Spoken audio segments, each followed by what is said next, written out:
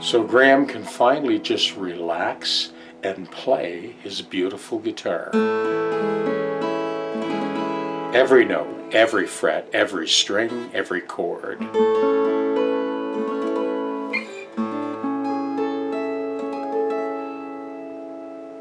Perfectly in tune.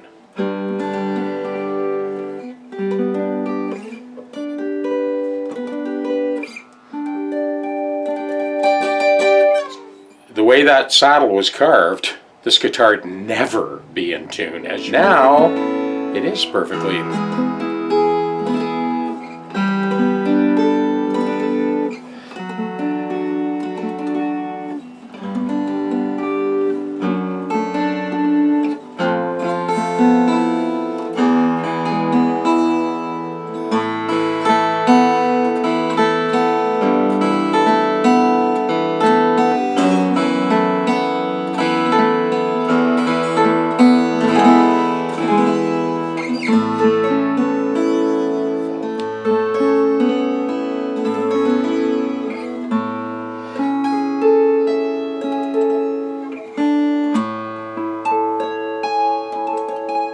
How's that for intonation?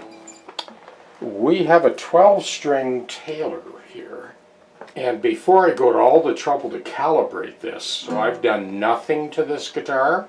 Okay, here is the octave E, and the 12th fret. Pretty darn close, a little tiny bit sharp. So here's our 6th fret. About 13 cents, and then its octave, 10 cents. Over to the A string. Now this has got the Godot 510 tuners on it. They're beautiful, beautiful tuning machines. Here's our 6th fret, 20 cents sharp, and its octave, 18 cents sharp. And the 12th fret note, 8 cents sharp. Next string. So the octave A and its 6th fret, 16 cents sharp. 19 cents sharp. The 12th fret, about 8 cents sharp. Again, the open string. And it's 12th fret octave, 12 cents sharp. So you can see where we're going with this. This is essentially like a brand new guitar, and it is a mile out of whack. Here's our D, and it's 6th fret. So there you go. It's 12 cents flat. No wonder the guy was going out of his mind trying to play this thing. Whoa, okay, 14 cents flat. Now our octave D, and its 6th fret note, 12 cents flat, its octave,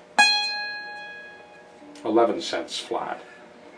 And again, the open string and the 12th fret octave, 5 cents flat. So you can see we haven't got one string so far that's even close to being calibrated.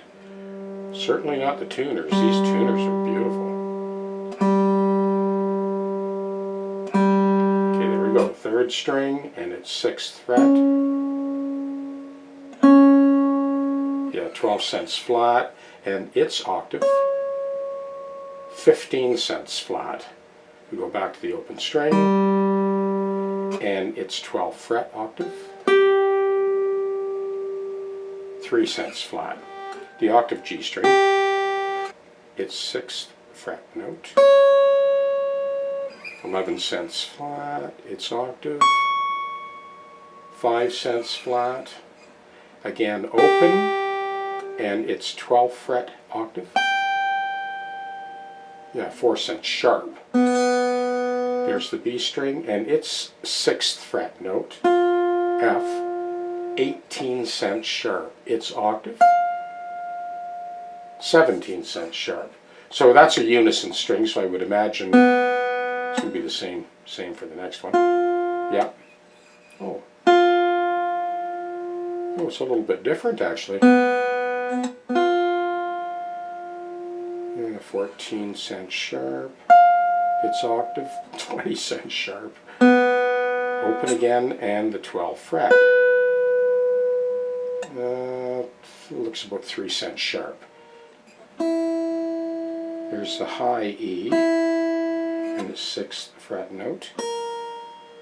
Okay, 14-cent sharp, and its octave. 18-cent sharp. Open string again, and its 12th fret octave. 4-cent sharp. And lastly, the top E string unison, 6th fret. Whoa, okay, 15-cent sharp, its octave. 17-cent sharp, again open string, and its 12th fret note. 5 cents. Okay, I'm showing you this because I'm justifying why I'm going to all this trouble to fully calibrate this 12-string guitar. Let me bring you into the bridge for a closer look. Well, as you can see, somebody went to a lot of trouble to try and intonate this. I'm assuming that's from the Taylor factory, don't really know, but as you can see, the intonation isn't even close. But it will be when we're done. So here's another angle on that bridge saddle, just to give you a clear idea of where it is now, and you can make the comparison when we're done, and you'll see. Well, there's a multitude of things that we've got to do to fully calibrate this guitar and set it up. I don't know how well the camera is showing this, but I did point it out to the customer and he saw it right away. This is sort of rising up from here to here. With the Taylor guitars, of course, you have those shims under there. I don't buy Taylor shims. I alter the shim that's in there. Been doing this for years. And you'll see how I do that on the drill press with my radius disc sander. The other side is not quite as extreme as the bass side, but it also needs a bit of touch-up. And one of the reasons we're having all that sharpness is the action is too high, so it's got to come down.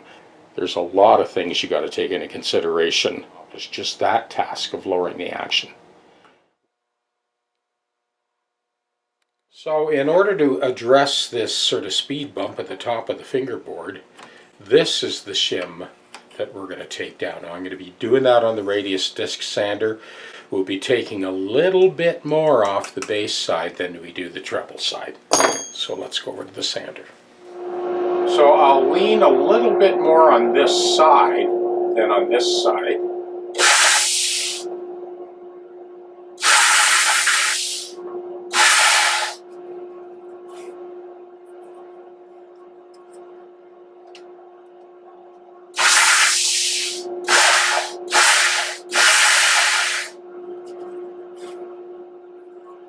Yeah, that should do it.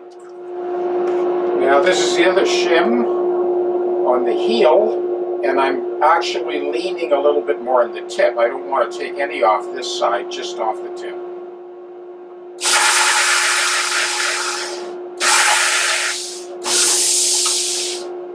And that'll do it. That's how long it takes.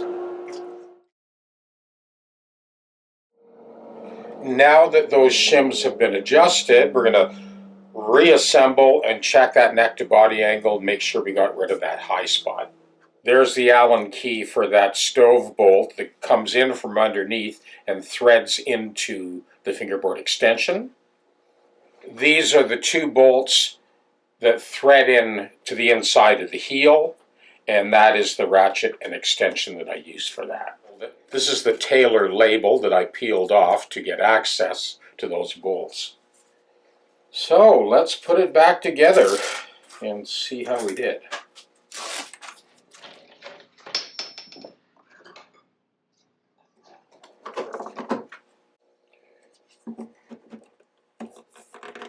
Get that fingerboard extension bolt started. Just finger tightening.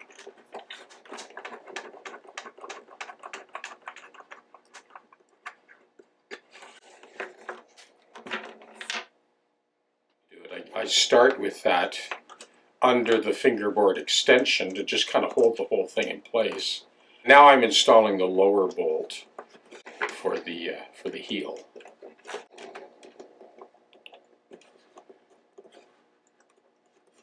Now I take out that fingerboard extension bolt so I can get at that top bolt. With that bolt out of the way, I have clear access to the upper bolt in the heel. I'm just hand tightening with the socket that upper bolt and the lower bolt. So now both of those neck bolts are snugged down by hand. So now I reach in with the ratchet and just very gently snug them down. So easy to strip. Wood against metal, the metal wins every time. It's better that the bolts come loose than stripping the wood, that's for sure.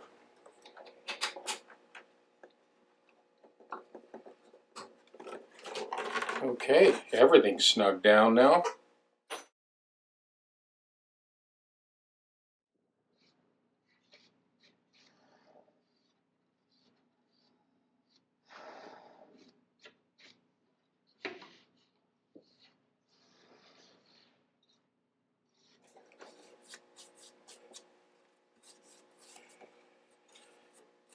Typically on a 12-string set, the octave string is on top and the fundamental note is on, or thicker string is on the bottom.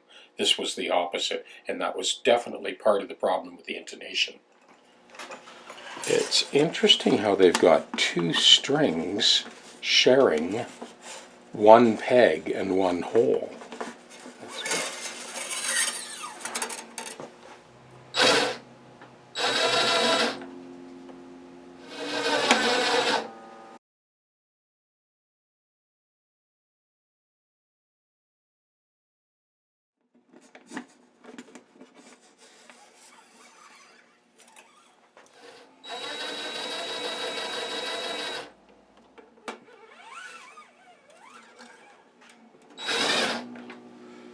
I am using my foam mutes, but now that everything's lined up, this thing is a very lively guitar.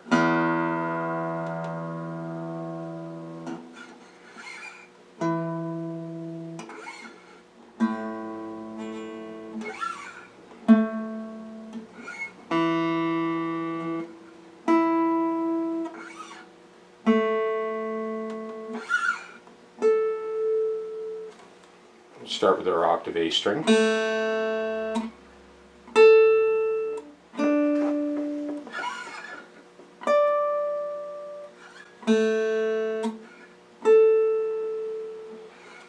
Okay, we'll move that mute over. It's our fundamental A. The 5th fret note and its octave. Good. Next, there's our octave D and its 12th fret, 5th fret note, and its octave. Push our mute over. Here is our fundamental D and its octave, 12th fret, 5th fret, and its octave. Here's the small 3rd string and its 12th fret note, 5th fret, and its octave. Here is the fundamental G and its 12th fret, 5th fret, and its octave. Here's our unison B and its 12th fret, 5th fret, and its octave. 2nd unison B and its octave, 5th fret, and its octave. To the last chorus of 2, here is the 1st string chorus of 2 unisons. So So first string open,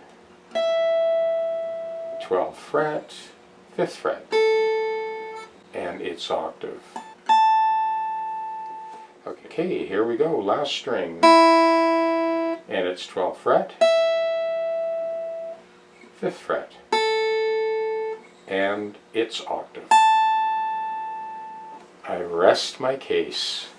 Now, of course, the real acid test is to play some chords, and we are just about to do that. Whew, what a breath of fresh air. If you look back on this video at the very beginning when I showed the bridge, and you can see that saddle, the smaller string was towards the floor, and the fundamental note was on top. Now, apparently that's the way they wanted it done, but it wasn't working. It was a big part of the tuning issues, as you could see and hear clearly. Now,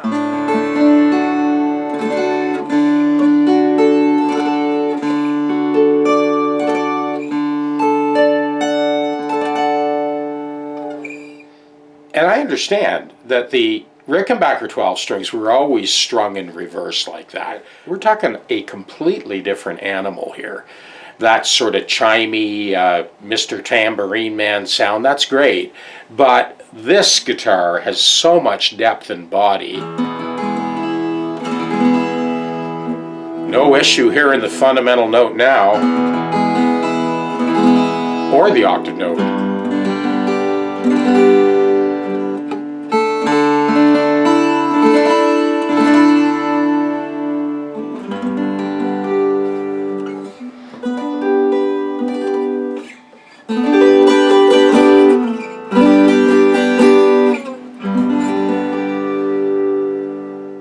Well, I'm going to bring it into the studio because I want to plug it in. We'll check out this the system that's in this guitar and maybe layer some stuff.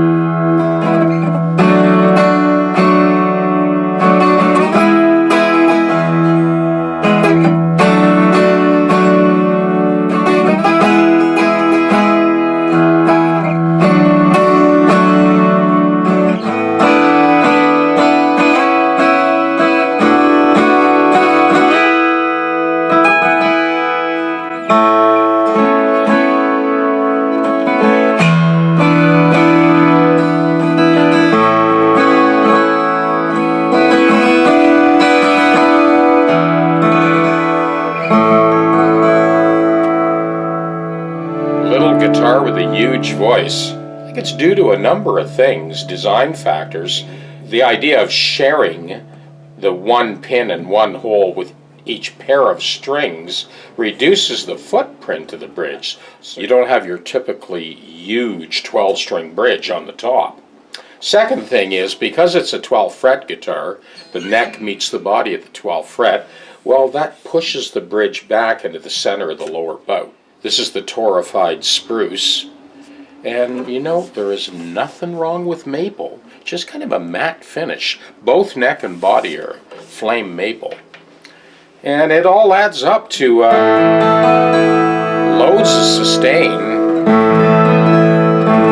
and a big thrush, thick sound. You know, for a little tiny bodied guitar, impressive. It's like the Grand Canyon.